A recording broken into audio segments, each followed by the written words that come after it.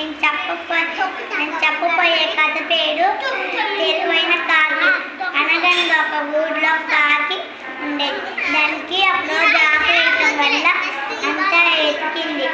ఎక్కగానే ఒక వడ దొరికింది. అది తినగానే ఒక నక్క వచ్చింది.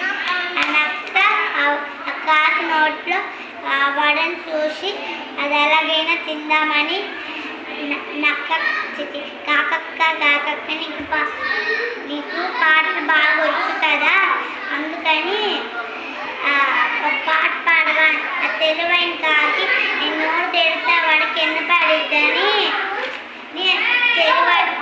ఆ తెలివైన కాకి ఆ వడని గట్టిగా కాలి కింద పట్టుకొని అరిచింది. అది ఎలా తిందాము, అది ఎప్పుడు కింద పడిద్ది, ఎప్పుడు అది ఇంట్లో పెట్టుకొని పరిగెత్తాలని చూసింది.